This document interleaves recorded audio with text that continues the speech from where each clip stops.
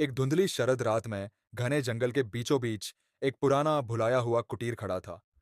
उसकी सड़ी हुई लकड़ी की बीमें सालों के भार तले कराह रही थी और उसकी खिड़कियां जो गंदगी से ढकी थी केवल अंधकार को प्रतिबिंबित करती थी। सारा और टॉम, एक युवा जोड़ा, जंगल में घूमते घूमते उस कुटीर तक पहुंच गए। सूरज तेजी से ढल रहा था और अंधेरा होने से पहले उन्हें कोई आश्रय चाहिए था।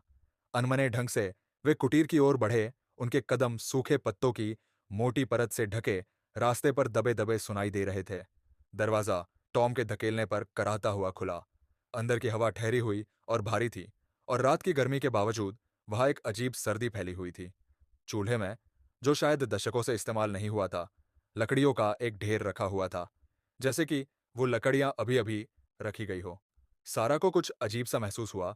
उसने टॉम से वहां से चलने के लिए कहा, लेकिन टॉम हंसते हुए उसकी चिंता को हंसी में उड़ा दिया। वे चूल्हे के पास बैठकर गर्म होने की कोशिश कर रहे थे। तभी उन्होंने सुना एक धीमी फुसफुसाहट, जैसे हवा के साथ आ रही हो, लेकिन हवा तो चल ही नहीं रही थी। धीरे धीरे वो आवाज एक मंत्र की तरह स्पष्ट होने लगी, मुलायम लेकिन परेशान करने वाली। वहां कौन है? टॉम ने घबराए हुए स्वर में पुकारा। जवाब में खामोशी छा गई। अचानक ऊपर की मंजिल के फर्श की लकड़ियां चरमराई, जैसे कोई धीरे धीरे कदम रख रहा हो। सारा का दिल जोर से धड़कने लगा। टॉम ने टॉर्च उठाई और इशारा किया कि सारा नीचे ही रहे, पर सारा अकेले रहने को तैयार नहीं थी। दोनों साथ में सीढ़ियां चढ़ने लगे। हर कदम जैसे भारी होता जा रहा था। ऊपर पहुंचकर उन्होंने एक लंबा गलियारा देखा, जिसका अंत एक दरवाजे पर होता था।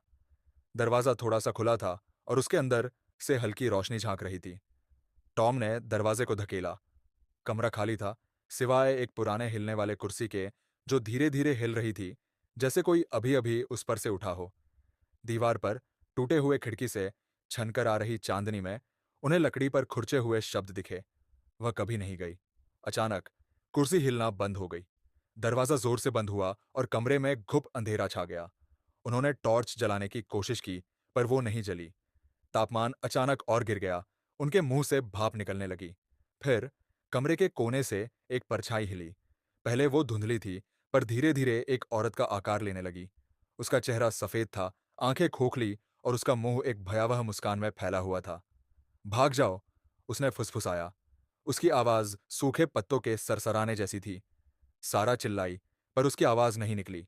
टॉम ने उसका हाथ पकड़ा, दरवाजा खोलते हुए, और वे सीढ़ियों से भागे। जैसे ही वे कुटीर से निकले, औरत की आवाज चारों ओर गूंजने लगी। तुम भाग नहीं सकते।